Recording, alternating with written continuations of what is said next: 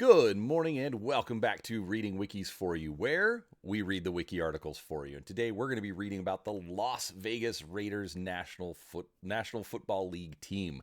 Now, if you're new here, make sure you're subscribed. That way you don't miss any future videos. And also, don't forget, drop a comment down below while I'm reading. That way I know what videos you'd like to see next. So, without any further ado, let's get started. The Las Vegas Raiders are a professional American football team based in the Las Vegas metropolitan area. The Raiders compete in the National Football League as a member of the American Football Conference West Division. The team plays its home games at Allegiant Stadium in Paradise, Nevada, and is headquartered in Henderson, Nevada. Founded on January 30th, 1960, and originally based in Oakland, California, the Raiders played their first regular season game on September 11th, 1960, as a charter member of the American Football League. They moved to the NFL with the AFL-NFL merger in 1970. The team was also almost chosen under the nickname Seniors when established, as close to the team sporting the Oakland Seniors team name is the original idea of the orange and black team theme colors that were discontinued as well.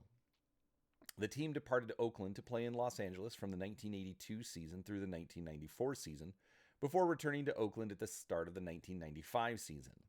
On March 27, 2017, NFL team owners voted nearly unanimously to approve the Raiders' application to move to the Las Vegas metropolitan area. Nearly 3 years later, on January 22, 2020, the Raiders moved to the Las Vegas area. The Raiders' on-field fortunes have varied considerably over the years. The team's first 3 years of operation were marred by poor performance, financial difficulties, and spotty attendance. In 1963, the Raiders' fortunes improved dramatically with the introduction of head coach and eventual owner and general manager Al Davis. Since 1963, the team has won 15 divisional titles, 3 AFL and 12 NFL, 1 AFL championship, 1967, 4 AFC championships, 1976, 1980, 83, and 2002, and 3 Super Bowl championships, 11 in 1976, 15 in 1980, and 18 in 1983. As of the end of the NFL's 2024 season, the Raiders have an all-time regular season record of 509 wins, 480 losses, and 11 ties. Their all-time playoff record currently stands at 25 wins and 20 losses. Al Davis owned the team from 1972 until his death in 2011. Control of the franchise was then given to Al's son, Mark Davis, with Al's wife, Carol, maintaining ownership. The Raiders are known for their extensive fan base and distinctive team culture. The Raiders have had 17 former players who have been enshrined in the Pro Football Hall of Fame, as well as 2 former coaches and Al Davis. They have previously played at Kazar Stadium and Candlestick Park in San Francisco, Frank Ewell Field and the Oakland Coliseum in Oakland, and the Los Angeles Memorial Coliseum in Los Angeles. In December 2024, the Raiders were among the first teams in NFL history to sell an ownership stake to outside private equity investors. 15% of the franchise was sold, with 10% going to Tom Brady and his business partner, Tom Wagner of Knighthead Capital, at a cost of $220 million. The deal valued the Raiders at $3.5 billion, much lower than previous estimates, which had the team valued at $7.8 billion. As a result, Brady had to pay 10% in additional fees to league owners for the favorable terms to become part of the Raiders. History. First Oakland era, 1960 to 1981. The Oakland Raiders were originally going to be called the Oakland Seniors after a Name the Team contest that had that name finish first, but after being the target of local jokes, the name was changed to the Raiders before the 1960 season began.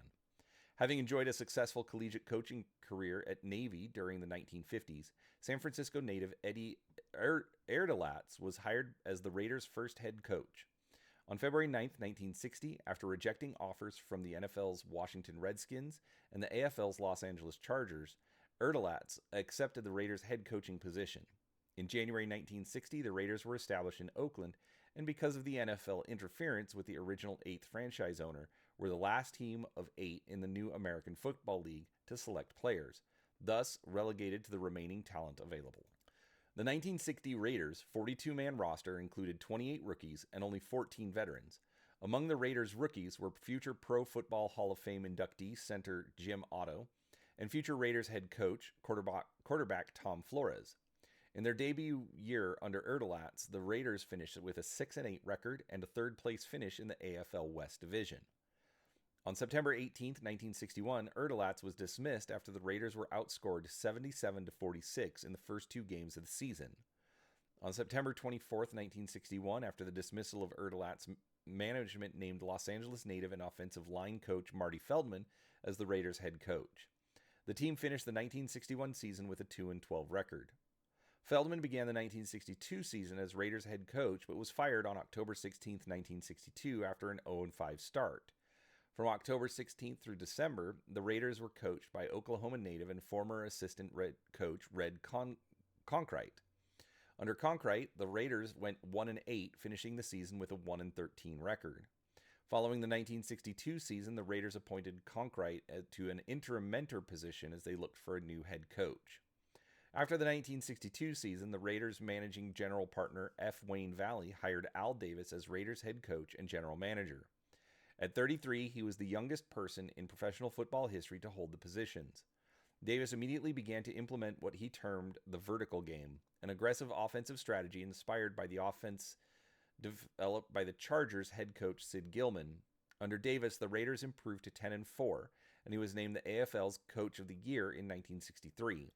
Though the team slipped to 5-7-2 in 1964, they rebounded to an 8-5-1 record in 1965. The famous silver and black Raider uniform debuted at the regular season opening game on September 7, 1963. Before this, the team wore a combination of black and white with gold trim on the pants and oversized numerals. In April 1966, Davis left the Raiders after being named AFL commissioner, promoting assistant coach John Rauch to head coach. 2 months later, the league announced its merger with the NFL. The leagues would retain separate regular seasons until 1970. With the merger, the position of commissioner was no longer needed, and Al Davis entered into discussions with Valley about returning to the Raiders. On July 25, 1966, Davis returned as part owner of the team. He purchased a 10% interest in the team for $18,000, equivalent to $174,443 in 2024, and became the team's third general partner. He also became head of football operations. Under Rauch, the Raiders matched their 1965 season's 8-5-1 record in 1966, but missed the playoffs, finishing second in the AFL West Division. AFL champions 1967. On the field, the team Davis had assembled steadily improved. Led by quarterback Darryl LaMonica, acquired in a trade with the Buffalo Bills, the Raiders finished the 1967 season with a 13-1 record and won the 1967 AFL championship, defeating the Houston Oilers 40-7. The win earned the team a trip to the Orange Bowl in Miami, Florida, to participate in Super Bowl II. On January 14, 1968, the Raiders were defeated in the second-ever Super Bowl, losing 33-14 to Vince Lombardi's Green Bay Packers. The following year, the Raiders ended the 1968 season with a 12-2 record and again winning the AFL West Division title. They lost 27-23 to the New York Jets in the AFL Championship game. Citing management conflicts with day-to-day coaching decisions, Rauch resigned as Raiders head coach on January 16, 1969, accepting the head coaching job of the Buffalo Bills. During the early 1960s, John Madden was a defensive assistant coach at San Diego State University under SDSU head coach Don Coryell. Madden credited Coryell as being an influence on his coaching. In 1967, Madden was hired by Al Davis as the Raiders linebacker coach. On February 4, 1969, after the departure of John Rauch, Madden was named the Raiders' sixth head coach. Under Madden, the 1969 Raiders won the AFL West Division title for the third consecutive year with a 12-1-1 record. On December 20, 1969, the Raiders defeated the Oilers 56-7 in the AFL Division playoff game. In the AFL Championship game on January 4, 1970, the Raiders were defeated by Hank Stram's Kansas City Chiefs 17-7. In 1970, the AFL-NFL merger was completed after 4 years, and the Raiders joined the Western Division of the American Football Conference. Actually, the AFL West with the same teams as in 1969, except for the Cincinnati Bengals. In the newly merged NFL. The first post-merger season saw the Raiders win the AFC West with an 8-4-2 record and advance to the conference championship where they lost to the Baltimore Colts. Despite another 8-4-2 season in 1971, it was only good for second place in the AFC West, and the team failed to make the playoffs. When backup offensive lineman Ron Mix played, the 1971 Raiders had an eventual All-Pro Football Hall of Fame offensive line with tackle Art Shell, guard Gene Upshaw, center Jim Otto, and tackle Bob Brown. The teams of the 1970s were thoroughly dominant teams, with 8 Hall of Fame inductees on the roster and a Hall of Fame coach in John Madden. The 1970s Raiders created the team's identity and persona as a team that was hard-hitting. Dominant on defense with the crushing hits of safeties Jack Tatum and George Atkinson and cornerback Skip Thomas, the Raiders regularly held first place in the AFC West, entering the playoffs nearly every season. From 1973 to 1977, the Raiders reached the conference championship every year. This was also the era of bitter rivalry between the Pittsburgh Steelers and Raiders. In the 1970s, the Steelers and Raiders were frequently the two best teams in the AFC and arguably the NFL. The teams would meet on 5 occasions in the playoffs, and the winner of the Steelers-Raiders game went on to win the Super Bowl in 3 of those instances, from 1974 to 1976. The rivalry garnered attention in the sports media with controversial plays, late hits, accusations, and public statements. The rivalry began with and was fueled by a controversial last-second play in their first playoff game in 1972. That season, the Raiders achieved a 10-3-1 record with an AFC West title. In the divisional round, the Raiders would lose to the Steelers 13-7 on the controversial play that has become known as the Immaculate Reception. The Raiders and Steelers would meet again the following season as the Raiders won the AFC West again with a 9-4-1 record. LaMonica was replaced as starting quarterback early in the season by Ken Stabler. The Raiders defeated Pittsburgh 33-14 in the divisional round of the playoffs to reach the AFC Championship, but lost 27-10 to the Miami Dolphins. In 1974, Oakland had a 12-2 regular season, which included a 9-game winning streak. They beat the Dolphins 28-26 in the divisional round of the playoffs in a seesaw battle remembered as the, quote, sea of hands game, unquote. They then lost the AFC Championship to the Steelers, who went on to win the Super Bowl. The Raiders were held to only 29 yards rushing by the Pittsburgh defense, and late mistakes turned a 10-3 lead at the start of the fourth quarter into a disappointing 24-13 loss. In the 1975 season opener, the Raiders beat Miami and ended their 31-game home winning streak with an 11-3 record. They defeated the Cincinnati 31-28 in the divisional playoff round. Again, the Raiders faced the Steelers in the conference championship, eager for revenge. According to Madden and Davis, the Raiders relied on quick movement by their wide receivers on the outside sidelines, the deep throat or long ball, more so than the Steelers of that year, whose offense was far more run-oriented than it would become later in the 1970s. Forced to adapt to the frozen field of Three Rivers Stadium with receivers slipping and unable to make quick moves to beat coverage, the Raiders lost 16-10. The rivalry had now grown to hatred and became the stereotype of the grudge match. Again, the Raiders came up short as the Steelers won the AFC Championship and then went on to another Super Bowl title. Super Bowl 11 champions, 1976. In 1976, the Raiders came from behind dramatically to beat Pittsburgh's 31-28 in the season opener and continued to cement its reputation for dirty play by knocking wide receiver Lynn Swann out for 2 weeks with a clothesline to the helmet. Al Davis later tried to sue Steelers head coach Chuck Noll for libel after the latter called safety George Atkinson a criminal for the hit.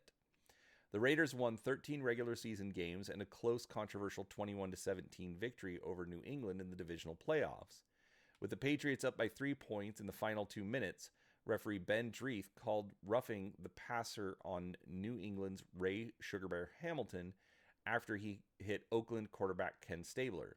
The Raiders went on to score a touchdown in the final minute to win. They then defeated the Steelers 24-7 in the AFC Championship to advance to their second Super Bowl.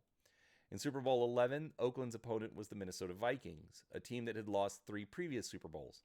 The Raiders jumped out to an early lead and led 16-0 at halftime. By the end, having forced Minnesota into multiple turnovers, the Raiders won 32-14 for their first Super Bowl and post-merger championship. The following season saw the Raiders finish 11-3, but they lost the division title to the Denver Broncos.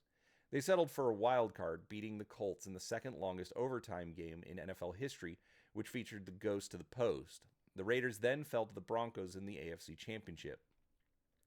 During a 1978 preseason game, Patriots wide receiver Darryl Stingley was injured from a hit from Raiders FS Jack Tatum and paralyzed for life. Although the 1978 Raiders achieved a winning record at 9-7, they missed the playoffs for the first time since 1971, losing critical games down the stretch to miss the playoffs. After 10 consecutive winning seasons and one Super Bowl championship, John Madden left coaching in 1979 to pursue a career as a television football commentator. His replacement was former Raiders quarterback Tom Flores, the first Hispanic head coach in NFL history. Flores led the Raiders to another 9-7 season, but the team missed the playoffs. Super Bowl 15 championships, 1980. In the midst of the turmoil of Al Davis's attempt to move the team to Los Angeles in 1980, Flores looked to lead the Raiders to their third Super Bowl by finishing the season 11-5 and earning a wild card berth. Quarterback Jim Plunkett revitalized his career, taking over in Game 5 when starter Dan Pastorini was lost for the season to a broken leg after owner Al Davis had picked up Pastorini when he swapped quarterbacks with the Houston Oilers, sending the beloved Ken Stabler to the Oilers. The Raiders defeated Stabler and the Oilers in the wild card game and advanced to the AFC Championship by defeating the Cleveland Browns 14-12. The Raiders slipped by the AFC West champion San Diego Chargers to advance to their third Super Bowl. In Super Bowl 15, the Raiders faced head coach Dick Vermeil's Philadelphia Eagles. The Raiders dominated the Eagles, taking an early 14-0 lead in the first quarter behind 2 touchdown passes by Plunkett, including a then Super Bowl record 80-yard pass and catch to running back Kenny King. A Cliff Branch third quarter touchdown reception put the Raiders up 21-3 in the third quarter. They would go on to win 27-10, winning their second Super Bowl and becoming the first team to ever win the Super Bowl after getting into the playoffs as the wild card team. The Raiders' final campaign of their first run in Oakland of 1981 saw the team fall to a 7-9 record, failing to make the playoffs following their Super Bowl win. Los Angeles Raiders, 1982-1984. In 1980, Al Davis attempted unsuccessfully to have improvements made to the Oakland Alameda County Coliseum, specifically the addition of luxury boxes. That year, he signed a memorandum of agreement to move the Raiders from Oakland to Los Angeles. The move, which required 3/4 approval by league owners, was defeated 22-0, with 5 owners abstaining. When Davis tried to move the team anyway, he was blocked by an injunction. In response, the Raiders not only became an active partner in an antitrust lawsuit filed by the Los Angeles Memorial Coliseum, who had recently lost the Los Angeles Rams to Anaheim, but filed an antitrust lawsuit of their own. After the first case was declared a mistrial in May 1982, a second jury found in favor of Davis and the Los Angeles Coliseum, clearing the way for the move. With the ruling, the Raiders would move to Los Angeles for the 1982 season to play their home games at the Memorial Coliseum. The newly minted Los Angeles Raiders finished the strike-shortened 1982 season 8-1 to win the AFC West, but lost in the second round of playoffs to the Jets. Super Bowl 18 champions 1983. The following season, the Raiders finished 12-4 to win the AFC West, convincing playoff wins over the Steelers and Seattle Seahawks in the AFC playoffs propelled the Raiders to their 4th Super Bowl. Against the Washington Redskins in Super Bowl 18, the Raiders built a lead after blocking a punt and recovering for a touchdown early in the game. A Branch touchdown reception from Plunkett put the Raiders up 14-0 with more than 9 minutes remaining in the first quarter. With 7 seconds remaining in the first half, linebacker Jack Squirek intercepted a Joe Theismann swing pass at the Washington 5-yard line and scored, sending the Raiders to a 21-3 halftime lead. Following a John Riggins 1-yard touchdown run, extra point was blocked. Marcus Allen scored from 5 yards out to build the lead to 28-9. Raiders sealed the game with Allen reversed his route on a Super Bowl record run that turned into a 74-yard touchdown. The Raiders went on to a 38-9 victory and their 3rd NFL championship. Allen set a record for the most rushing yards, 191, and combined yards, 209, in a Super Bowl as the Raiders won their 3rd Super Bowl in 8 years. The team had another successful regular season in 1984, finishing 11-5, but a 3-game losing streak forced them to enter the playoffs as a wild card, where they fell to the Seahawks in the wild card game. The 1985 Raiders campaign saw 12 wins and a division title as Marcus Allen was named MVP. A loss to the Patriots derailed any further postseason hopes. The Raiders' fortunes declined after that, and from 1986 to 1989, they finished no better than 8-8 and posted consecutive losing seasons for the first time since 61 and 62. Also in 1986, Al Davis got into a widely publicized argument with Marcus Allen, whom he accused of faking injuries. The feud continued into 1987, and Davis retaliated by signing Bo Jackson to essentially replace Allen. Jackson was also a left fielder for Major League Baseball's Kansas City Royals and could not play full-time until baseball season ended in October. Even worse, another strike cost the NFL one game and prompted them to use substitute players. The Raiders achieved a 1-2 record before the regular players returned after the strike. After a weak 5-10 finish, Tom Flores moved to the front office and was replaced by Denver Broncos offensive assistant coach Mike Shanahan. Shanahan led the team to a 7-9 season in 1988, and Allen and Jackson continued to trade places as the starting running back. Low game attendance and fan apathy were evident by this point, and in the summer of 1988, rumors of a Raiders return to Oakland intensified when a preseason game against the Houston Oilers was scheduled at Oakland Alameda County Coliseum. After starting the 1989 season with a 1-3 record, Shanahan was fired by Davis, which began a long-standing feud between the two. He was replaced by former Raider offensive lineman Art Shell, who had been voted into the Pro Football Hall of Fame earlier in the year. With the hiring, Shell became the first African-American head coach in the modern NFL era, but the team still finished a middling 8-8. In 1990, Shell led the Raiders to a 12-4 record. Behind Bo Jackson's spectacular play, they beat the Cincinnati Bengals in the divisional round of the playoffs. Jackson suffered a severe hip and leg injury after a tackle during the game. Without him, the Raiders were blown out 51-3 in the AFC Championship by the Buffalo Bills. Jackson was forced to quit football as a result of the injury, although surgery allowed him to continue playing baseball until he retired in 1994. The Raiders finished with a 9-7 record in 1991, but struggled looking for a reliable quarterback and lost to the Kansas City Chiefs in the wild card game. The struggle for a quarterback continued in 1992 as the Raiders started two different quarterbacks and stumbled to a 7-9 record. Two other playoff appearances during the 1990s and finished higher than the third place only 3 times. The Raiders rebounded well in 1993 with Jeff Hostetler as the everyday quarterback, finishing in second place in the AFC West with a 10-6 record. A win over the Broncos in the wildcard game means a rematch against the Bills for the right to go to the AFC Championship game. The Raiders, led by 2 Napoleon McCallum rushing touchdowns, took a halftime lead, but could only manage 6 points in the second half, losing to the Bills again 29-23. Following a 9-7 record in the 1994 season that resulted from the team missing the playoffs, Art Shell was fired. Second Oakland era, 1995 to 2019. As early as 1986, Davis sought to abandon the Coliseum in favor of a more modern stadium.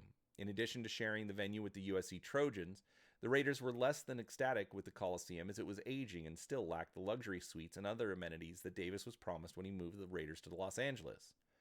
Finally, the Coliseum had 95,000 seats, and the Raiders were rarely able to fill all of them even in their best years, and so most Raiders' home games were blacked out in Southern California. Numerous sites in California were considered, including one near the now-defunct Hollywood Park in Inglewood, where the SoFi Stadium for the Rams and Chargers now stands, and another in Carson. In August 1987, it was announced that the city of Irwindale paid Davis US $10 million as a good faith deposit for a prospective stadium site. When the bid failed, Davis kept the non-refundable deposit. During this time, Davis also almost moved the team to Sacramento in a deal that would have included Davis becoming the managing partner of the Sacramento Kings. Negotiations between Davis and Oakland commenced on January 1989, and on March 11, 1990, Davis announced his intention to bring the Raiders back to Oakland.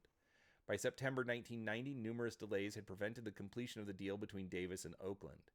On September 11th, Davis announced a new deal to stay in Los Angeles, leading many fans in Oakland to burn Raiders paraphernalia in disgust.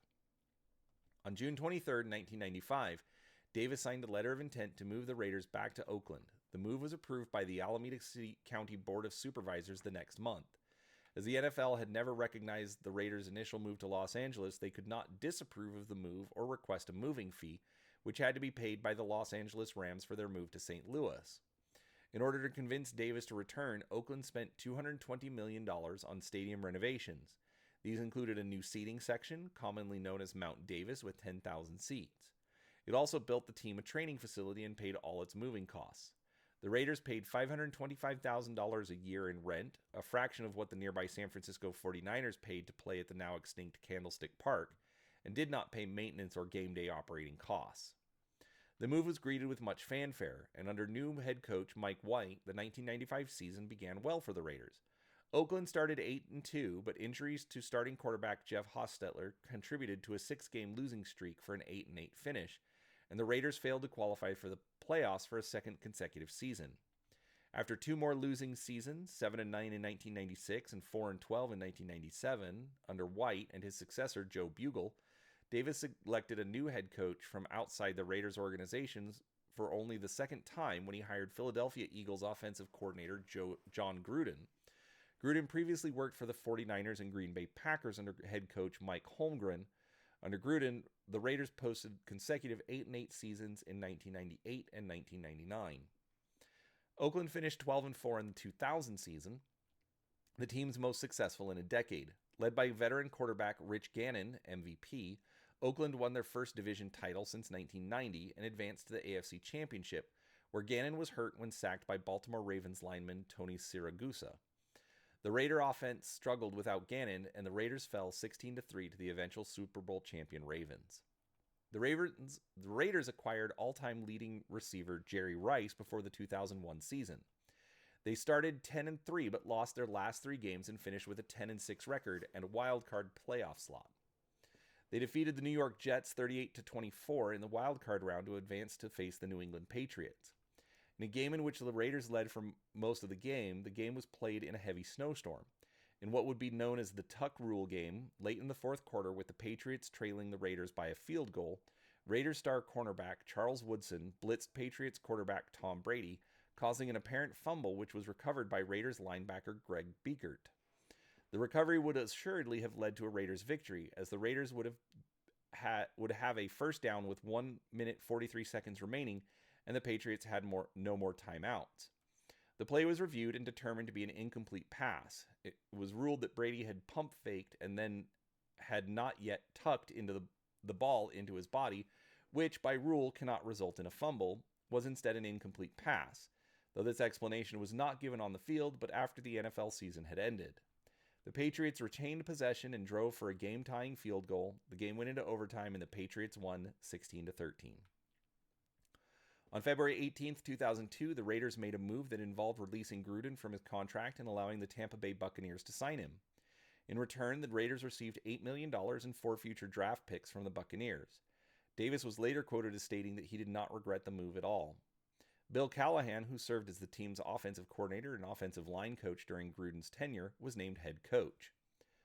Under Callahan, the Raiders finished the 2002 season 11-5, won their 3rd straight division title, and clinched the top seed in the playoffs. Rich Gannon was named MVP of the NFL after passing for a league-high 4,689 yards.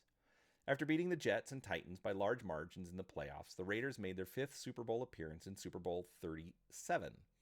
The opponent was the Tampa Bay Buccaneers, coached by Gruden. The Raiders, who had not made significant changes to Gruden's offensive schemes, were intercepted 5 times by the Buccaneers en route to a 48-21 blowout. Some Tampa Bay players claimed that Gruden had given them so much information on Oakland's offense they knew exactly what plays were being called. Callahan's second season as head coach was considerably less successful. Oakland finished 4-12, which was their worst showing since 1997. After a late season loss to the Denver Broncos, a visibly frustrated Callahan exclaimed, "We've got the dumbest team in America in terms of playing the game." Unquote. At the end of the 2003 regular season, Callahan was fired and replaced by former Washington Redskins head coach Norv Turner. The team's fortunes did not improve in Turner's first year. Oakland finished the 2004 season 5-11 with only one divisional win, a 1-point victory over the Broncos in Denver. During a Week 3 victory against the Buccaneers, Rich Gannon suffered a neck injury that ended his season and eventually his career.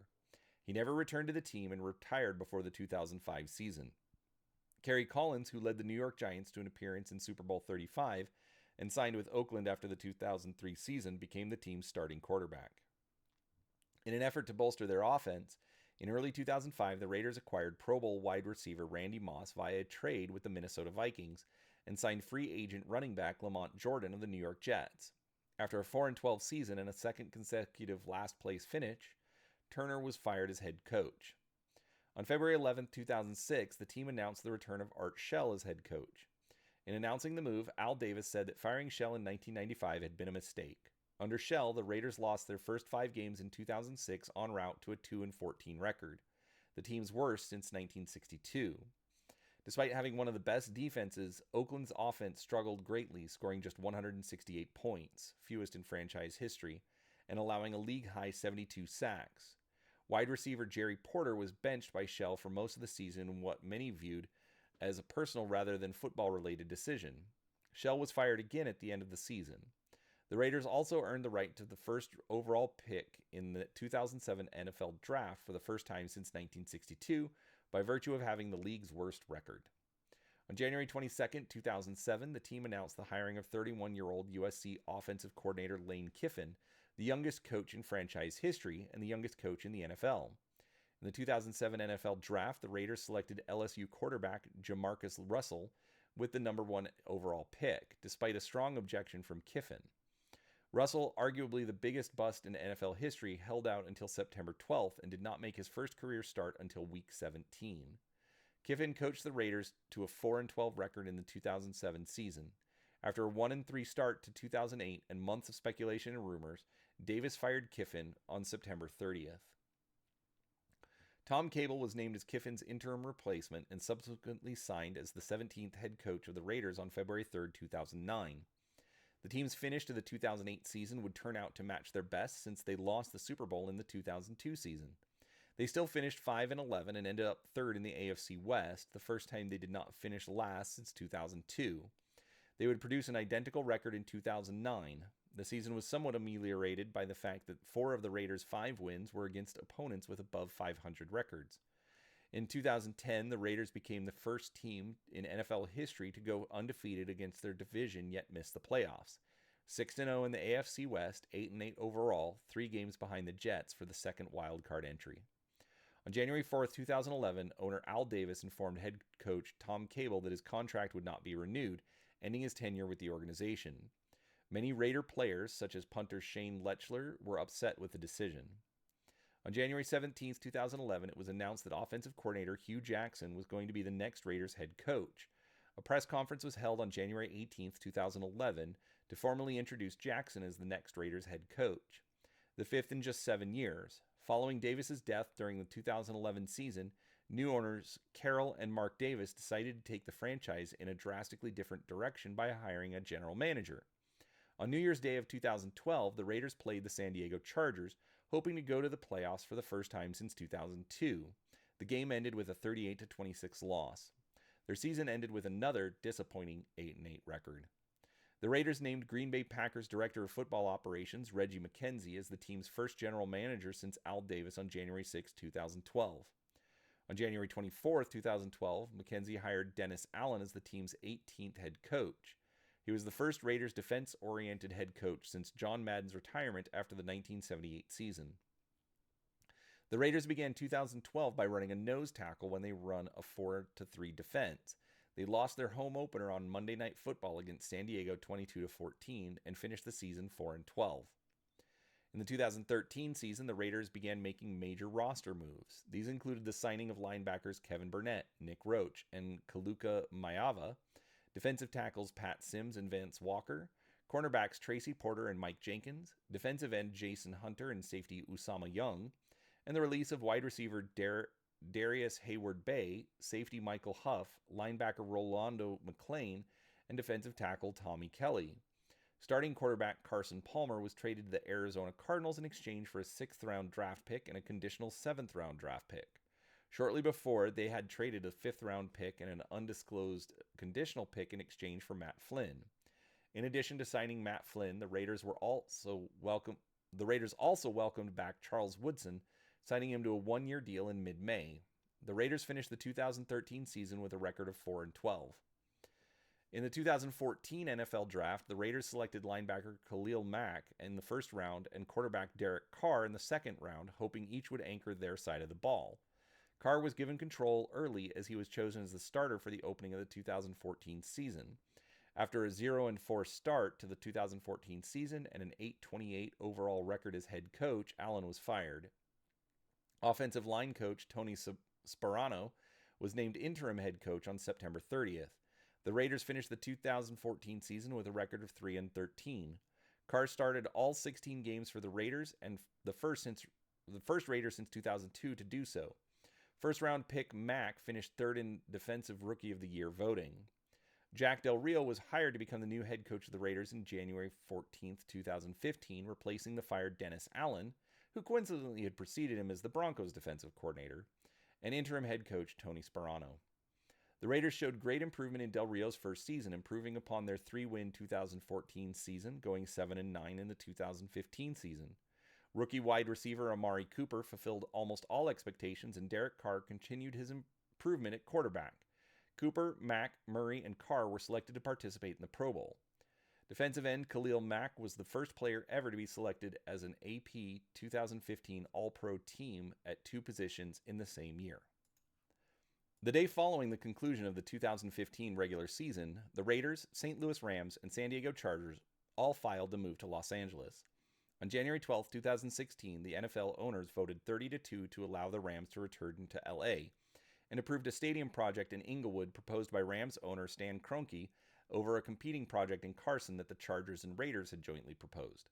The Chargers were given a 1-year approval to move as well, conditioned on negotiating a lease agreement with the Rams or an agreement to partner with the Rams on the new stadium construction. The Raiders were given conditional permission to move if the Chargers were to decline their option first.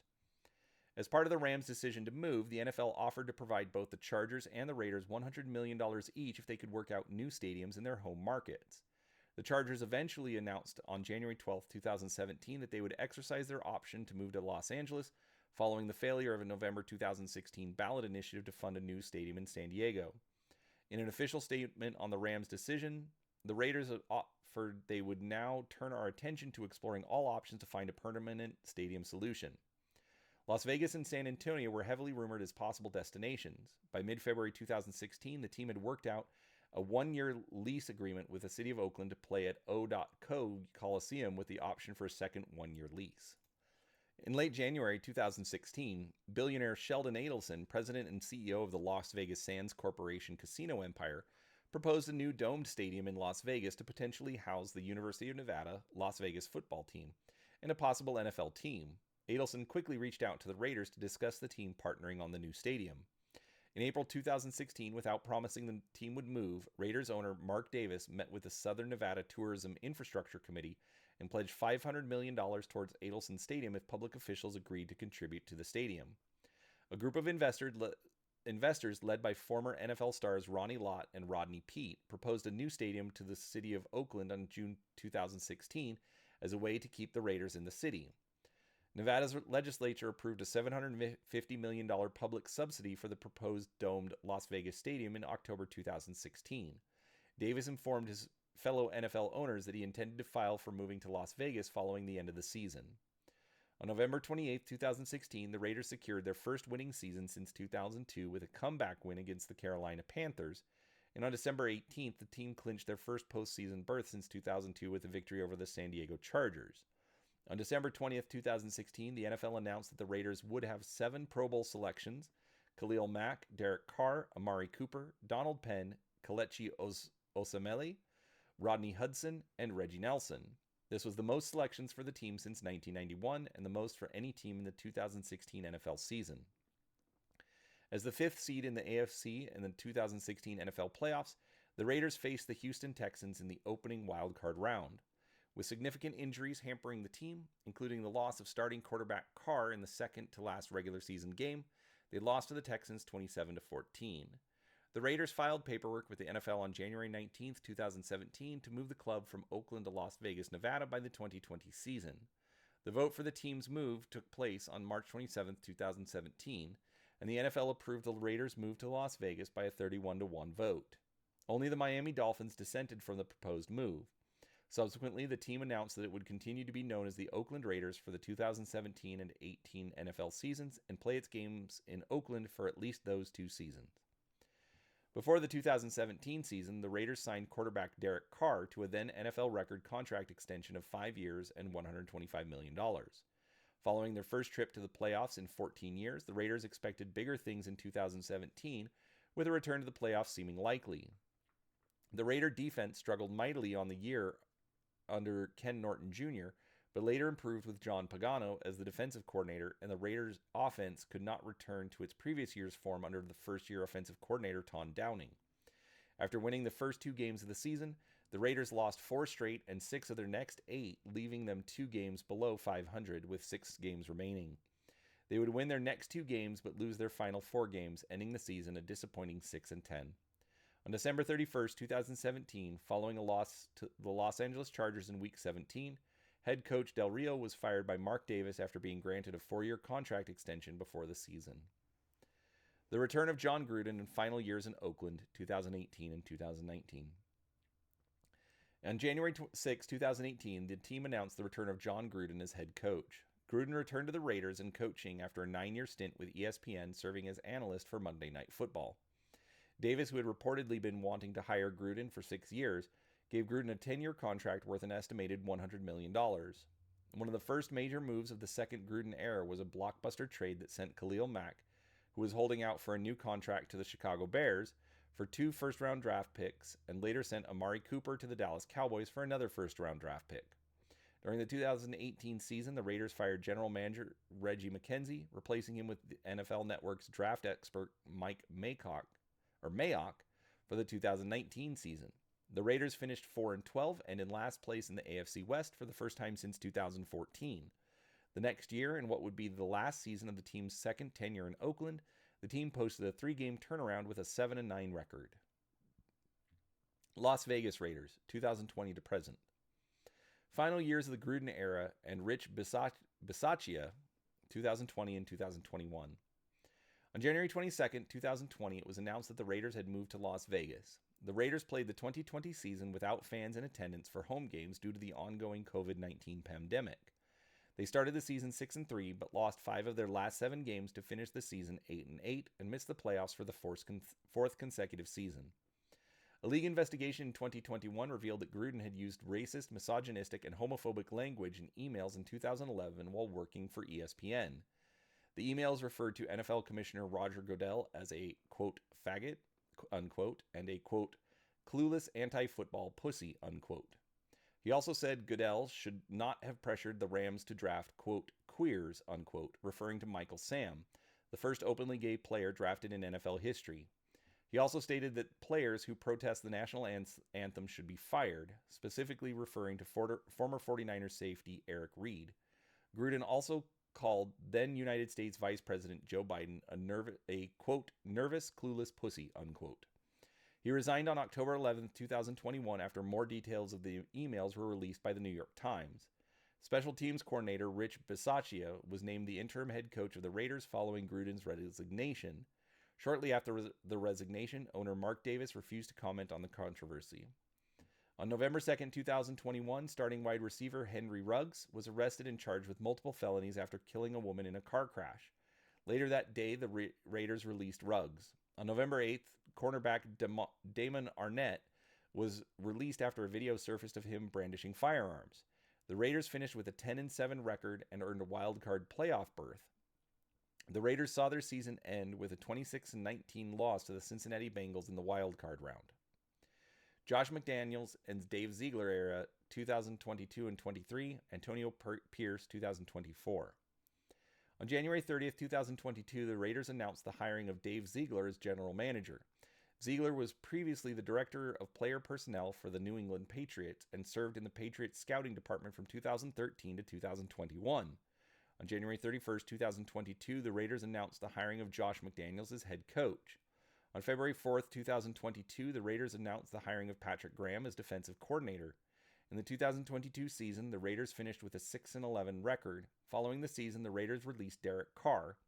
In response to the release of Derek Carr, the Raiders signed Jimmy Garoppolo and drafted Aiden O'Connell. On October 31, 2023, the Raiders parted ways with head coach Josh McDaniels and general manager Dave Ziegler. Linebackers coach Antonio Pierce was named interim head coach, and assistant general manager Champ Kelly was named interim general manager for the remainder of the 2023 season. On December 14, 2023, the team set a franchise record of most points scored in a game by scoring 63 points in their 63-21 victory over the Los Angeles Chargers. The Raiders finished with an 8-9 record, 5-4 under Antonio Pierce, that saw a 20-14 upset victory over the Chiefs on Christmas Day. The team removed the interim tag from Pierce on January 2024, making him head coach of the franchise. After one season where he led the Raiders to a 4-13 record, including a 10-game losing streak, Pierce was fired as head coach. Pete Carroll and John Spytek era. On January 25, 2025, former USC and Seattle Seahawks coach Pete Carroll was hired as the head coach of the Raiders.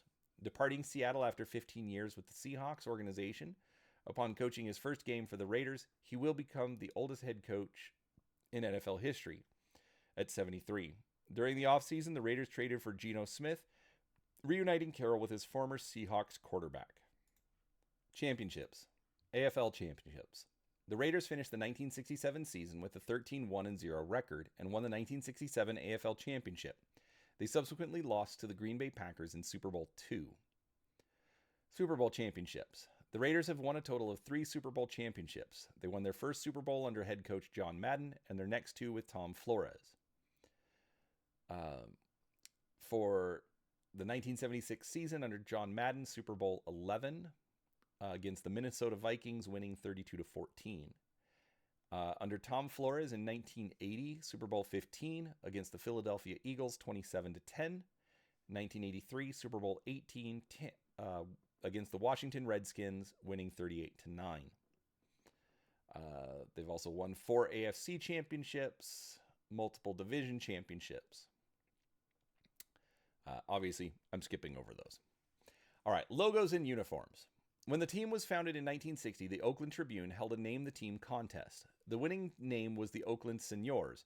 After a few days of being the butt of local jokes and accusations that the contest was fixed, as Chet Soto was fairly well known within the Oakland business community for calling his acquaintances Senor, the fledgling team and its owners changed the team's name 9 days later to the Oakland Raiders, which had finished third in the naming contest. Chet Soto hired a well-known sports writer, Gene Lawrence Perry, as the first director of public relations.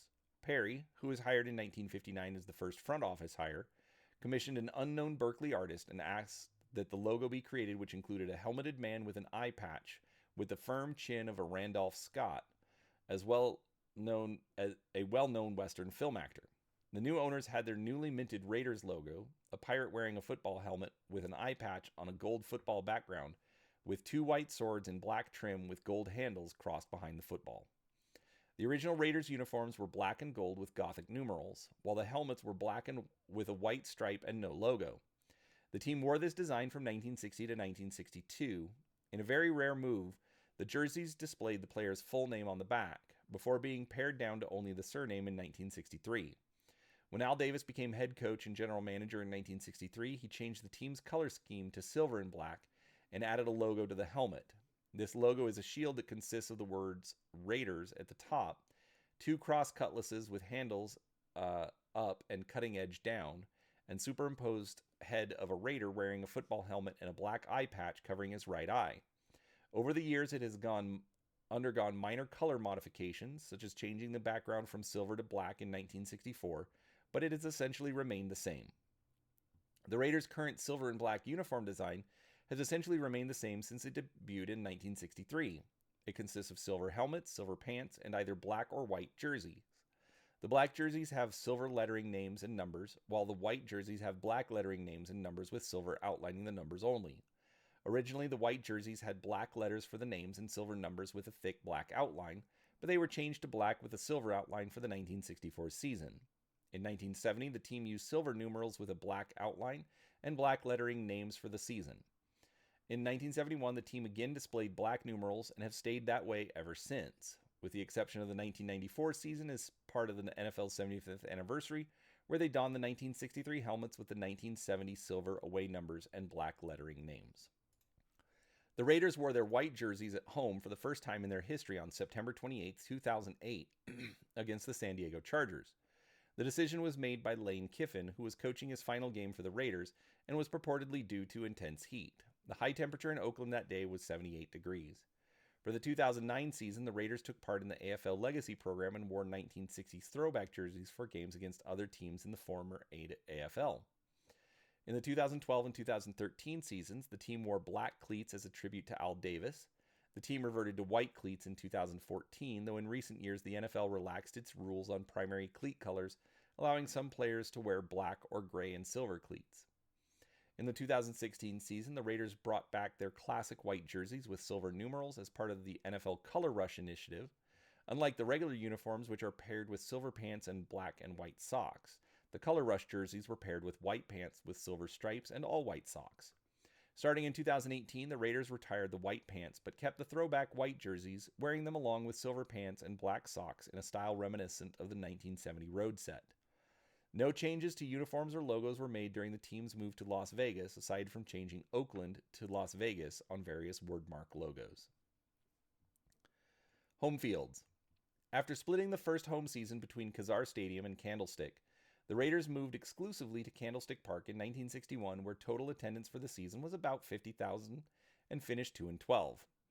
Valley threatened to move the Raiders out of the area unless a stadium was built in Oakland, so in 1962 the Raiders moved into the 18,000-seat Frank Ewell Field, later expanded to 22,000 seats. Their first home in Oakland, it was a temporary home for the team while the 53,000-seat Oakland Coliseum was under construction. The Coliseum was completed in 1966. The Raiders shared the Coliseum with the Oakland Athletics once the A's moved to Oakland from Kansas City in 1968, except for the years the Raiders called Los Angeles home, 1982 to 1994. The Raiders defeated and lost to all 31 other NFL teams in the Coliseum at least once. The Raiders did play one regular season game at California Memorial Stadium in Berkeley. On September 23, 1973, they played the Miami Dolphins in Berkeley due to scheduling conflict with the Athletics. The team defeated the Dolphins 12-7, ending Miami's winning streak. During the Los Angeles years, the Raiders played in the 93,000-seat Los Angeles Memorial Coliseum. From the assumption of the team by Mark Davis in 2011, the Raiders had been subject to rampant speculation as the team attempted to find a new stadium in Oakland or elsewhere due to the age of Oakland Alameda Coliseum being secondary tenants to Major League Baseball's Athletics and the expiration of the team's lease at the end of 2013.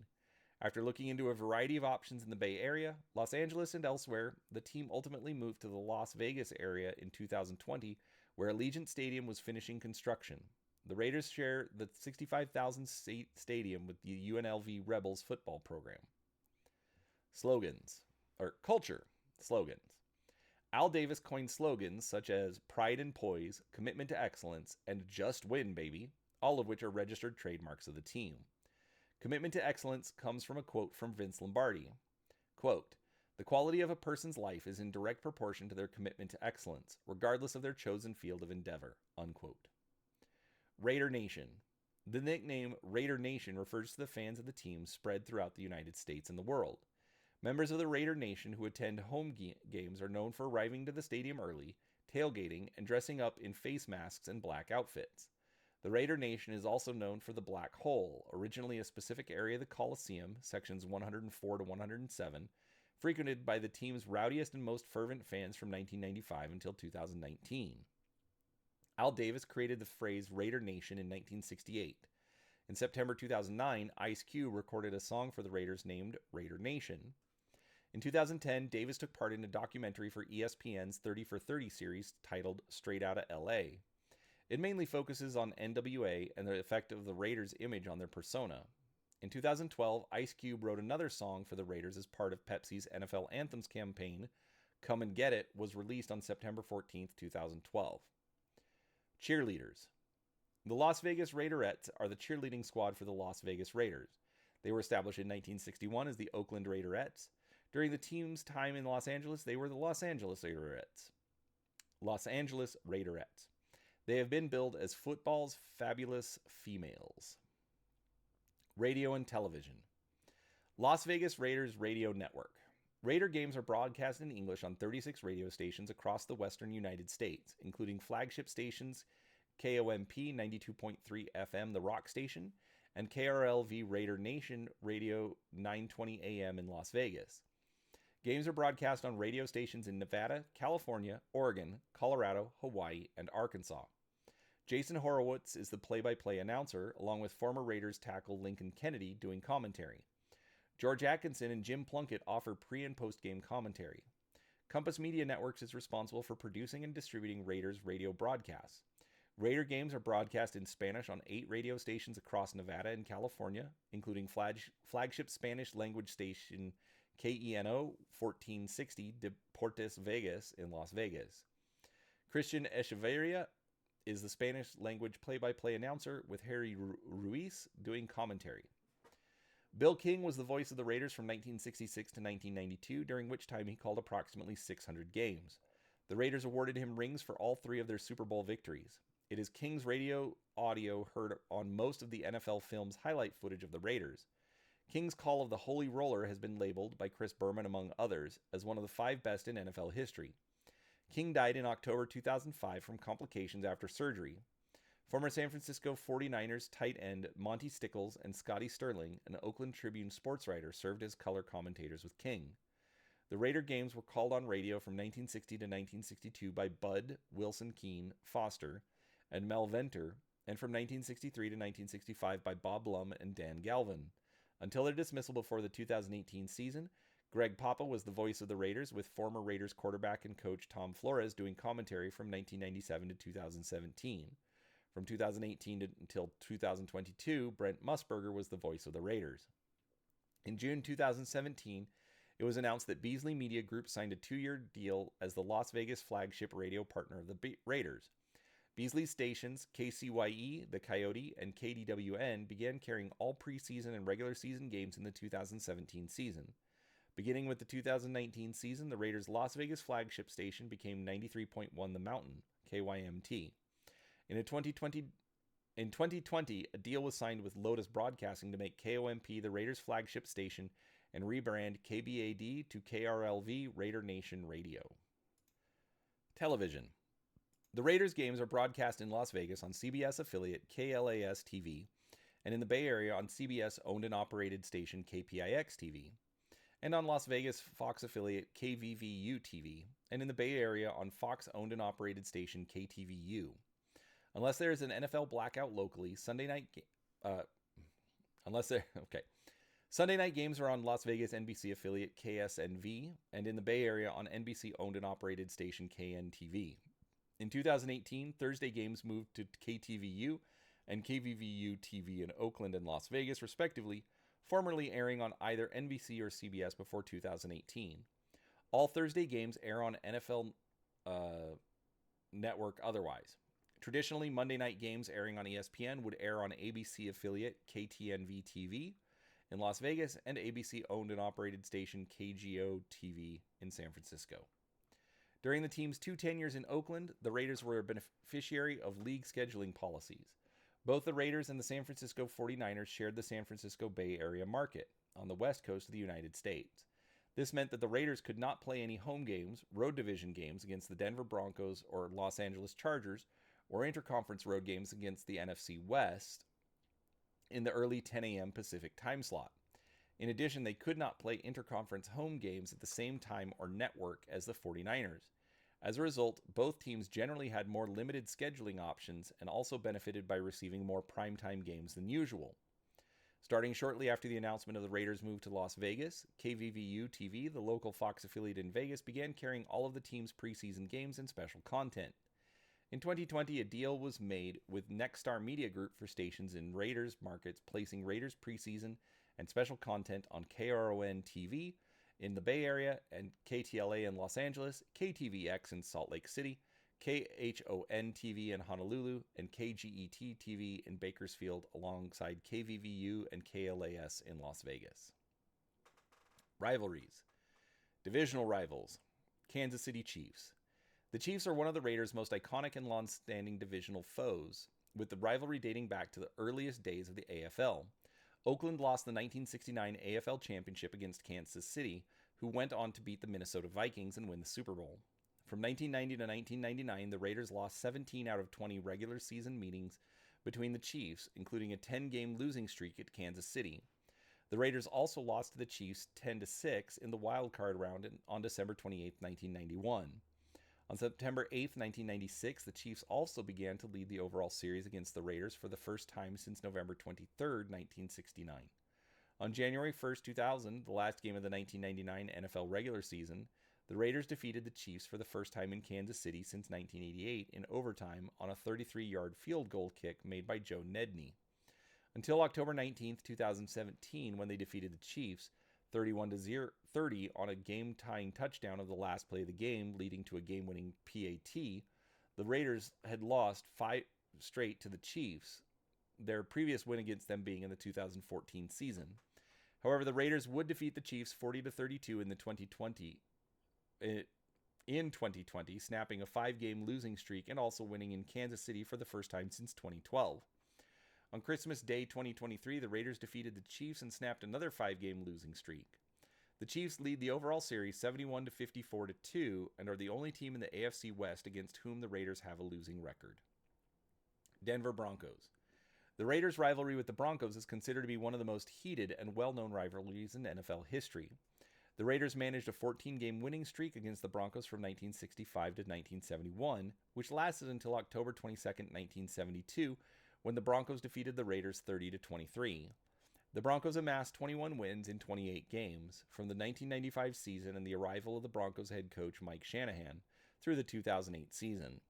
Shanahan coached the Raiders before being fired just 4 games into the 1989 season, which served to intensify this rivalry. On December 13, 2015, the Raiders pulled a huge upset on the Broncos by a spectacular performance from their defense, allowing only 4 field goals. Linebacker Khalil Mack recorded 5 sacks in that game, which is tied for the most sacks in a game with Howie Long. The Broncos reached their first ever Super Bowl when they defeated the Raiders 20-17 in the AFC Championship game. The two teams have faced off on Monday Night Football a total of 19 times, making it the most frequent Monday night matchup in NFL history. Raiders hold the advantage in the all-time series 72-53-2. Los Angeles Chargers. The Los Angeles Chargers rivalry with Oakland dates to the 1963 season when the Raiders defeated the heavily favored Chargers twice, both come from behind fourth quarter victories. The Raiders held a streak without losing to the Chargers with a 16-0-2 record from 1968 to 1977. One of the most memorable games between these teams was the Holy Roller game in 1978, in which the Raiders fumbled for a touchdown in a very controversial play. In January 1981, the Chargers hosted their first AFC title against the Raiders. The Raiders were victorious over the Chargers of a score of 34-27. The Raiders ended up moving on to play in Super Bowl 15, defeating the Eagles 27-10. On November 22, 1982, the Raiders hosted their first Monday Night Football game in Los Angeles against the San Diego Chargers. The Chargers led the game in the first half 24-0 until the Raiders came into the second half and made a huge comeback and defeated the San Diego Chargers 28-24. On October 10, 2010, the Raiders ended their 13-game losing streak to the San Diego Chargers with a score of 35-27. The Raiders hold the overall series advantage at 67-57-2. Conference. Pittsburgh Steelers. The Pittsburgh Steelers rivalry with the Raiders has historically been very tight. As of the 2018 season, the Raiders led the regular season series 13 wins to 10, and their playoff rivalry is tied 30-3. The rivalry was extremely intense during the 1970s and considered by many to be one of the most vicious and brutal in the history of professional football. From 1972 to 1976, the teams would meet in the playoffs 5 consecutive times, including 3 consecutive AFC Championship games. The rivalry really kicked off during the team's first playoff meeting at the 1972 AFC Divisional Round in Pittsburgh. Considered to be one of the most famous plays in NFL history, the, quote, immaculate reception, unquote, as it was dubbed, saw the Steelers beat the Raiders on a controversial last-second play. During the 1975 AFC Championship game, Raiders strong safety George Atkinson delivered a hit on Pittsburgh wide receiver Lynn Swann, which left him concussed. When the two teams met in the 1976 season opener, Atkinson again hit Swann, this time with a forearm to the head, causing yet another concussion. After the second incident, Steelers head coach Chuck Noll referred to Atkinson as part of the criminal element in the NFL. Atkinson fired a $2 million defamation lawsuit against Noll and the Steelers, which he lost. The rivalry reached its apex in the late 1980s, cooled when the teams faced each other only sporadically, then heated up again in the late 1990s before cooling again. The 4 most recent contests between the Raiders and Steelers harken back to the rivalry's history of bitterness and close competition. On December 6, 2009, the 3-8 Raiders helped spoil the defending champions' quest for the playoffs as the game lead changed 5 times in the fourth quarter and the Lewis Murphy touchdown with 11 seconds to go won it 27-24 for the Raiders. Oakland was then beaten 35-3 by Pittsburgh on November 21st, 2010. This game brought out the roughness of the rivalry's 1970s history when Steelers quarterback Ben Roethlisberger was punched by Raiders defensive end Richard Seymour following a touchdown. On November 8, 2015, the Steelers outplayed the Raiders for a 38-35 victory. During the game, the Raiders' defense allowed wide receiver Antonio Brown to catch 17 passes for 284 yards. Both are Steelers' team records, and the 284 yards is the seventh most yards receiving in a game in NFL history. In 2018, the Raiders upset the Steelers again, scoring a late touchdown to take a 24-21 fourth quarter lead and getting the last laugh when Steelers kicker Chris Boswell slipped and missed a game-tying field goal. This game, which was the team's final matchup in Oakland, contributed to the Steelers' late-season collapse and missing the playoffs that year. As of the 2023 season, the Raiders lead the all-time series 17-15. New England Patriots. The rivalry between the Raiders and the New England Patriots dates to their time in the AFL, but was intensified during a 1978 preseason game when Patriots wide receiver Darryl Stingley was permanently paralyzed after a vicious hit delivered by Raiders free safety Jack Tatum. Before that, New England also lost a playoff game in 1976 to the Raiders. The game is unofficially known as the Ben Dreith game, due to a controversial penalty by head referee Dreith. While based in Los Angeles, the team hosted New England in the divisional round of the playoffs in 1986. The game was won by New England and marred by a chaotic rumble between the teams in the end zone as players were leaving the field after the game. The brawl was especially notable for Matt Millen attacking Patriots general manager Patrick Sullivan with his helmet. The two teams met in a divisional round playoff game in 2002, which became known as the Tuck Rule game. Late in the game, an incomplete pass ruled a fumble by Patriots quarterback Tom Brady was overturned, and New England went on to win in overtime and eventually won the Super Bowl against the heavily favored St. Louis Rams, the Raiders' former crosstown rivals in Los Angeles. Since that game, the Patriots have won 5 of the last 6 regular season contests between the two teams, the first contest being the following year during the 2002 season in Oakland.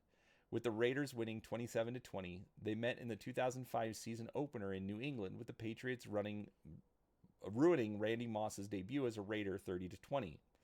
The Patriots defeated the Raiders 49-26 in December 2008 in Bill Belichick's 100th regular season win as the Patriots coach. A Patriots 31-19 win during the 2011 season, a scrappy 16-9 Patriots win in the third week of the 2014 season, and the Patriots' 33-8 win in Mexico City in 2017. The Raiders would not beat New England again until 2022, after they moved to Las Vegas, with a failed lateral pass play by New England at the end of regulation, resulting in a walk-off touchdown and a 30-24 win for the Raiders. The teams met again in the following season, with the Raiders winning 21-17. As of the 2023 season, the Patriots lead the all-time series 20-17-1. Historic: Miami Dolphins. The Raiders faced the Miami Dolphins thrice in the early 1970s. The Raiders defeated the Dolphins 21-14 in the 1970 divisional round. Then the Dolphins exacted revenge in the 1973 AFC Championship game by winning 27-10 on their way to Super Bowl VIII. The next year in the divisional playoffs, the Raiders trailed Miami 26-21. In the final minute, the Raiders drove to the Miami 8-yard line. A desperation pass by Ken Staley was caught in traffic by Clarence Davis in the play known as the Sea of Hands. As of the 2023 season, the Raiders lead the all-time series 21-20-1. New York Jets. The New York Jets began a strong rivalry with the Raiders in the AFL during the 1960s that continued through much of the 1970s, fueled in part by Raider Ike Lassiter breaking star quarterback Joe Namath's jaw during a 1967 game, the famous Heidi game during the 1968 season. And the Raiders' bitter loss to the Jets in the AFL Championship later that season. The rivalry waned in later years, but saw a minor resurgence in the 2000 to 2002 period. The Jets edged the Raiders in the final week of the 2001 season 24-22 on a last-second John Hall field goal. The Raiders hosted the Jets in the wild card round the following Saturday and won 38-24. In the 2002 season, the Raiders defeated the Jets 26-20 in December, then defeated them again in the AFC Divisional Playoffs 30-10. The Raiders lost the 37-27 on December 8, 2013, but won the most recent matchup 20-34 on November 1, 2015. In the next two meetings, the two teams had very close games with each other. In 2020, Derek Carr threw a game-winning touchdown to Henry Ruggs, defeating them 31-28. They met again in 2023, where the Raiders won 18-12, preventing a pass that would have been a Hail Mary. As of the 2023 season, the Raiders lead the all-time series 27-20-2. Seattle Seahawks. As of the 2023 season, the Raiders lead the all-time series 30-26. Houston Oilers, Tennessee Titans. The Raiders faced the Houston Oilers throughout the AFL era and twice in the AFL playoffs in the late 1960s, winning 40-7 in 1967 on their way to Super Bowl II, and 56-7 in the 1969 divisional playoffs. Oakland defeated the Oilers in the 1980 wildcard playoffs 27-7 and defeated the Titans in the 2002 AFC Championship game 41-24. As of the 2023 season, the Raiders lead the all-time series 30-22. Battle of the Bay. The San Francisco 49ers, located on the other side of San Francisco Bay, were the Raiders' geographic rivals during the Raiders' time in Oakland. The first exhibition game, played in 1967, ended with the 49ers defeating the AFL Raiders 13-10. After the 1970 merger, the 49ers won in Oakland 38-7. As a result, games between the two are referred to as the Battle of the Bay. Since the two teams play in different conferences, regular season matchups happen only once every 4 years. Fans and players of the winning team could claim bragging rights as the better team in the area. On August 20th, 2011, in the third week of the preseason game between the rivals was marked by fights in restrooms and stands at Candlestick Park, including a shooting outside the stadium in which several were injured. The NFL has decided to cancel all future preseason games between the Raiders and 49ers. The series ended on November 1st, 2018 during a Thursday night football broadcast at Levi's Stadium, marking the last time both teams would meet before the Raiders moved to their new home in Las Vegas. The 49ers won the game 34-3 to tie their regular season series at 7. As of the 2023 season, the 49ers lead the all-time series 8-7. Battle of Los Angeles. Initially considered the Battle of Los Angeles during the Raiders' tenure in Los Angeles from 1982 to 1984, the Raiders shared the market with the Los Angeles Rams during this period, sparking a fight for LA's dominant fans until both teams moved due to declining attendance and mutual stadium issues following the 1994 season. The rivalry became non-existent as the Rams had also moved to St. Louis the same year. The Raiders unsuccessfully attempted to move back to Los Angeles in 2015 after a failed joint stadium project with then San Diego Chargers. As of the 2023 season, the Raiders lead the all-time series 8-7. Ownership, administration, and financial operations. Founding of the franchise. Max Winter, a Minneapolis businessman, was among the 8 proposed franchise owners in the American Football League. In a move typical of the NFL owners who were frightened by the prospect of competition and have continually obstructed the new league, they offered Winter an expansion franchise in the NFL. This was after the NFL had rejected Lamar Hunt's feelers, saying they were not interested in expansion, one of the many obfuscations put forward by the NFL in its attempt to derail the AFL. After the AFL's first draft, in which players were selected for the then nameless Minneapolis franchise, Winter reneged from his agreement with the AFL owners and defected to the NFL with a franchise that started play in 1961 and was named the Minnesota Vikings. The Vikings were never an AFL team, nor did they have any association with the AFL. Many of the players, including Abner Haynes, that had been assigned to the unnamed and defunct Minneapolis AFL franchise, were signed by some of the 7 loyal remaining members of the AFL's Foolish Club. The city of Oakland was awarded the 8th AFL franchise on January 30th, 1960. Once the consortium of owners was found for the 8th franchise, the team was named the Raiders. Because many of the defunct Minneapolis franchise's originally drafted players were signed by other AFL teams, the AFL had an allocation draft in which each team earmarked players that could be chosen by the Raiders. The Minneapolis group did not take with them any of the rights to players they drafted when they defected to the NFL, because their first draft in that league was in 1961. The Raiders were not originally in Minnesota as some claim. They were a new charter franchise in the American Football League. One reason they were so weak in the first few years of the AFL was that the other AFL teams did not make quality players available in the allocation draft.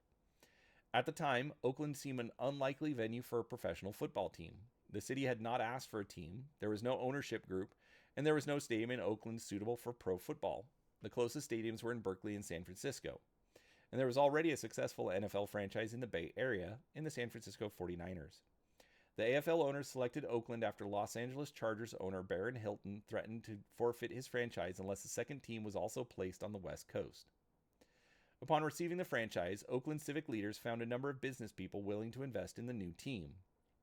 A limited partnership was formed to own the team, headed by managing general partner Y. Charles Chet Soda, a local real estate developer, and included general partners Ed McGaugh, Robert Osborne, F. Wayne Valley, restaurateur Harvey Binns, Don Blessing, and contractor Charles Harney, as well as numerous limited partners. The Raiders finished their first campaign with a 6-8 record and lost $500,000. Desperately in need of money to continue running the team, Valley received a $400,000 loan from Buffalo Bills founder Ralph C. Wilson Jr. After the conclusion of the first season, Soda dropped out of the partnership, and on January 17, 1961, Valley, McGaugh, Osborne bought out the remaining 4 general partners. Soon after, Valley and McGaugh purchased Osborne's interest, with Valley named as the managing general partner. In 1962, Valley hired Al Davis, a former assistant coach for the San Diego Chargers, as head coach and general manager. In April 1966, Davis left the Raiders after being named AFL commissioner. 2 months later, the league announced its merger with the NFL. With the merger, the position of commissioner was no longer needed, and Davis entered into discussions with Valley about returning to the Raiders. On July 25, 1966, Davis returned as part owner of the team. He purchased a 10% interest in the team for $18,000 and became the team's third general partner. As part of the deal, Davis was also given control over football operations. In 1972, with Wayne Valley out of the country for several weeks attending the Olympic Games in Munich, Davis's attorneys drafted a revised partnership agreement that made him the new managing general partner, with complete control over all of the Raiders' operations. McGaugh, a supporter of Davis, signed the agreement. Under partnership law, by a 2-1 vote of the general partners, the new agreement was thus ratified. Valley was furious when he discovered this and immediately filed suit to have the new agreement overturned, but the court sided with Davis and McGaugh. In 1976, Valley sold his interest in the team. Although Davis only owned 25% of the team, no other partners have had any voice in team operations since. Current ownership structure. Legally, the club is owned by a 9-member limited partnership. AD Football Inc., the company founded by Al Davis to hold his interest, is the sole general partner. The heirs of the original 8 partners are limited partners. From 1972 onward, Davis has exercised near total control of the Raiders as president of AD Football Inc. Although exact ownership stakes are not known, it has been reported that Davis owned 40% of the team's shares before his death in 2011. The limited partners have almost no role in team operations, though they were briefly mentioned in team media guides. Many of them have not watched, let alone attended Raiders games in years at the time of Davis's death. Ed McGaugh, the last surviving member of the original ownership group, died in September 1983. Upon his death, his interest was divided to a family trust, of which his son E.J. McGaugh was the trustee. The younger McGaugh was himself a part owner of the team as a limited partner and died in 2002. Several members of the McGaugh family filed suit against Davis in October 2003, alleging mismanagement of the team by Davis. The lawsuit sought monetary damages and to remove Davis and AD Football Inc. as general partner. Among their specific complaints, the McGaughs alleged that Davis failed to provide them with detailed financial information previously provided to Ed and E.J. McGaugh. The Raiders countered that under the terms of the partnership agreement as amended in 1972, upon the death of the elder McGaugh in 1983, his general partnership interest converted to that of a limited partner. The team continued to provide the financial information to the younger McGaugh as a courtesy, though it was under no obligation to do so. The majority of the lawsuit was dismissed in April 2004 when an Alameda County Superior Court judge ruled the case lacked merit since none of the other partners took part in the lawsuit. In October 2005, the lawsuit was settled out of court. The terms of the settlement are confidential, but it was reported that under its terms, Davis purchased the McGaugh's family interest in the Raiders, approximately 31%, which gave him for the first time a majority interest, speculated to be approximately 67% of the team. As a result of the settlement, confidential details concerning Al Davis and the ownership of the Raiders were not released to the public. In 2006, it was reported that Davis had been attempting to sell the 31% ownership stake in the team obtained from the McGaugh family. He was unsuccessful in this effort, reportedly because the sale would not give the purchaser any control of the Raiders, even in the event of Davis's death. Al Davis died on October 8, 2011 at age 82. According to a 1999 partnership agreement, Davis's interest passed to his wife Carol. After Davis's death, Raiders chief executive Amy Trask said that the team, quote, will remain in the Davis family, unquote. Alan Carroll's son, Mark, inherited his father's old post as managing general partner and serves as operating head of the franchise. Unlike his father, Mark mostly leaves on-field matters to the football operations staff. Financial operations. According to a 2017 report released by Forbes magazine, the Raiders' overall team value is $2.38 billion, ranked 19th out of 32 NFL teams. This valuation was made after the team said it would move to Las Vegas by 2020 and into a new stadium, which would increase the team's value 19%. Although the team has regularly sold out since 2013, the team ranked in the bottom 3 in league attendance from 2003 to 2005 and failed to sell out a majority of their home games. One of the reasons cited for poor attendance figures was the decision to issue costly personal seat licenses upon the Raiders' return to Oakland in 1995. The PSLs, which ranged in cost from $250 to $4,000, were meant to help repay the $200 million it cost the city of Oakland and Alameda County to expand the Oakland Coliseum. They were only valid for 10 years, while other teams issued them permanently. As a result, fewer than 31,000 PSLs were sold for a stadium that holds twice that number. From 1995 until the lifting of the policy in 2014, television blackouts of Raiders home games were common. In November 2005, the team announced that it was taking over ticket sales from the privately run Oakland Football Marketing Association and abolishing PSLs. In February 2006, the team also announced it would lower ticket prices for most areas of the Oakland Coliseum. Just before the start of the 2006 NFL season, the Raiders revealed that they had sold 37,000 season tickets, up from 29,000 the previous year. Despite the team's 2-14 record, they sold out 6 of their 8 home games in 2006. Legal battles. The Raiders and Al Davis have been involved in several lawsuits throughout their history, including ones against the NFL. When the NFL declined to approve the Raiders' move from Oakland to Los Angeles in 1980, the team joined the Los Angeles Memorial Coliseum Commission in a lawsuit against the league alleging a violation of antitrust laws. The Coliseum Commission received a settlement from the NFL of $19.6 million in 1987. In 1986, Davis testified on behalf of the United States Football League in their unsuccessful antitrust lawsuit against the NFL. He was the only NFL owner to do so. After moving back to Oakland, the team sued the NFL for interfering with their negotiations to build a new stadium at Hollywood Park before the move. The Raiders' lawsuit further contended that they had the rights to the Los Angeles market and thus were entitled to compensation from the league for giving up those rights by moving to Oakland. A jury found in favor of the NFL in 2001, but the verdict was overturned a year later due to alleged juror misconduct. In February 2005, a California Court of Appeal unanimously upheld the original verdict. When the Raiders moved back from Los Angeles in 1995, the city of Oakland and the Oakland Alameda County Coliseum Authority agreed to sell personal seat licenses to help pay for the renovations to their stadium.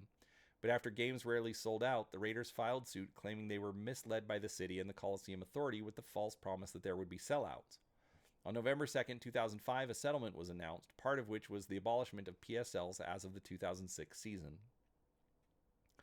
In 1996, trademark and trade dress dilution. In 1996, the team sued the NFL in Santa Clara County in a lawsuit that ultimately included 22 separate causes of action. Included in the team's claims were claims that the Tampa Bay Buccaneers pirate logo diluted the team's California trademark in its own pirate logo, and for trade dress dilution on the grounds that the league had improperly permitted other teams, including the Buccaneers and Carolina Panthers, to adopt colors for their uniforms similar to those of the Raiders. Among other things, the lawsuit sought an injunction to prevent the Buccaneers and Panthers from wearing their uniforms while playing in California. In 2003, these claims were dismissed on summary judgment because the relief sought would violate the Commerce Clause of the United States Constitution. Balco scandal. In 2003, a number of current and former Oakland players such as Bill Romanowski, Tyrone Wheatley, Barrett Robbins, Chris Cooper, and Dana Stubblefield were named as clients of the Bay Area Laboratory Cooperative, or Balco. Balco was an American company led by founder and owner Victor Conti. Also in 2003, journalists Lance Williams and Mark Finaruwada investigated the company's role in a drug sports scandal later referred to as the Balco Affair. Balco marketed tetrahydrogestrinone, the Clear, a then undetected performance-enhancing steroid developed by chemist Patrick Arnold. Conti, Balco Vice President James Valenti, weight trainer Greg Anderson, and coach Remy Korchemny had supplied a number of high-profile sports stars from the United States and Europe with a clear and human growth hormone for several years. Headquartered in Burlingame, Balco was founded in 1984. Officially, Balco was a service business for blood and urine analysis and food supplements. In 1988, Victor Conti offered free blood and urine tests to a group of athletes known as the Balco Olympians. He then was allowed to attend Summer Olympics in Seoul, South Korea. From 1996, Conti worked with well-known American football star Bill Romanowski, who proved to be useful to establish new connections to athletes and coaches. All right, players of note. There are separate articles for Las Vegas Raiders players and a list of Las Vegas Raiders starting quarterbacks. We also have the current team roster. I'm not going to read through all of this. If you are interested, I will have the article linked down below, and you can check that out yourself. Pro Football Hall of Famers. The Pro Football Hall of Fame has included 17 players who make their primary contribution to professional football while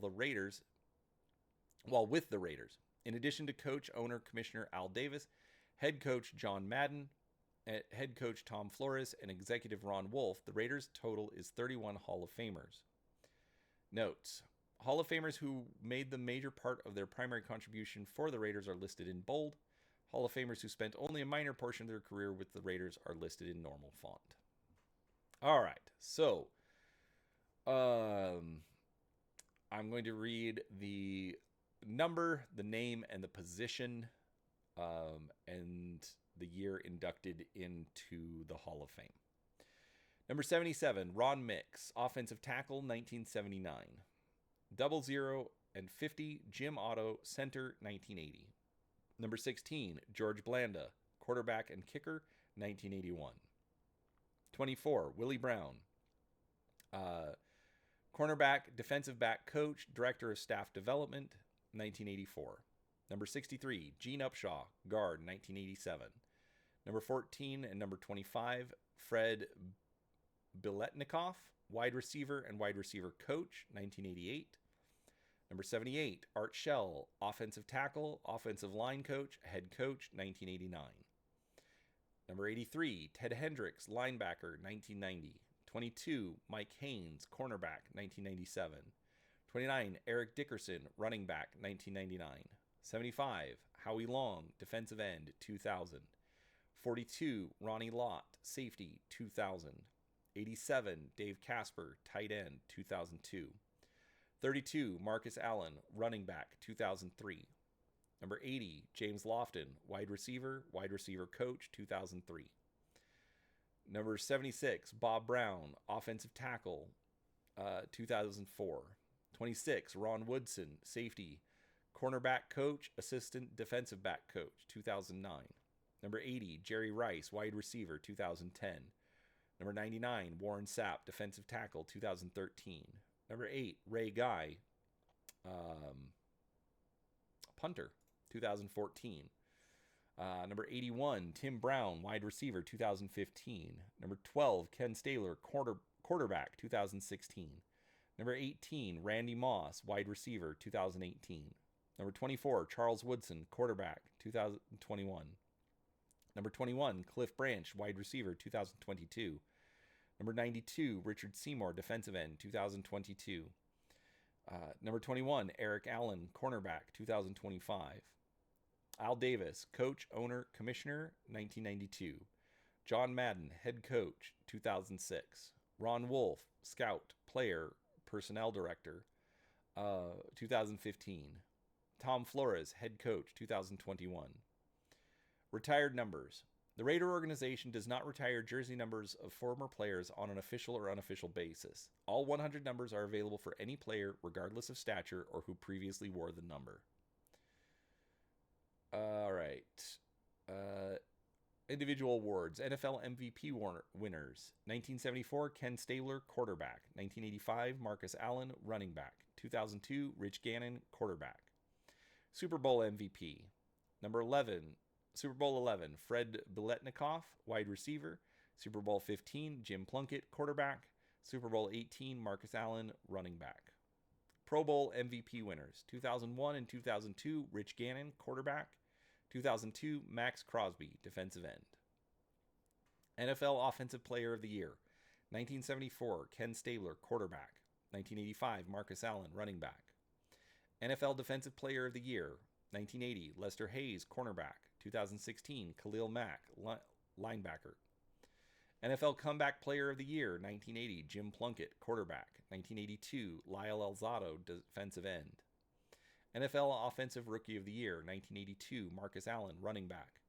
NFL Defensive Rookie of the Year, 1998, Charles Woodson, cornerback. Walter Payton NFL Man of the Year, 1974, George Blanda, quarterback, kicker. Byron Whizzer White Man of the Year, 1979, Gene Upshaw, guard. 2009, Nmbadi Asomuga, cornerback. I apologize if I said that incorrectly. Career leaders, passing yards, 35,222, Derek Carr.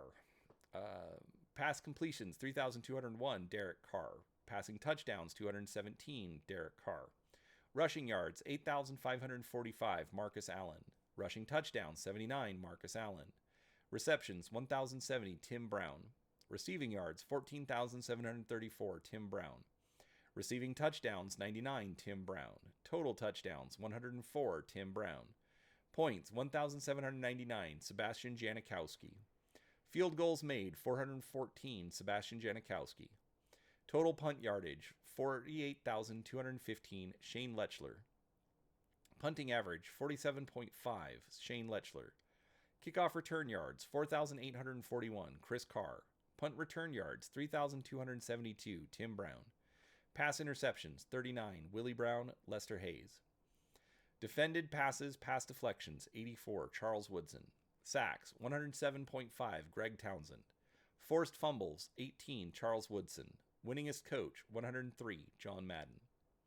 Single season leaders, passing yards, 4,804, Derek Carr. Passing touchdowns, 34, Daryl LaMonica. Rushing yards, 1,759, Marcus Allen. Rushing touchdowns, 16, Pete Banaszak. Receptions, 112, Brock Bowers. Receiving yards, 1,516, Devontae Adams. Receiving touchdowns, 16, Art Powell. Total touchdowns, 18, Marcus Allen. Points, 150, Daniel Carlson. Field goals made, 40, Daniel Carlson. Total punt yardage, 4,930, Marquette King. Punting average, 51.1, Shane Lechler. Kickoff return yards, 1,762, Chris Carr. Punt return yards, 692, Fulton Walker. Pass interceptions, 13, Lester Hayes.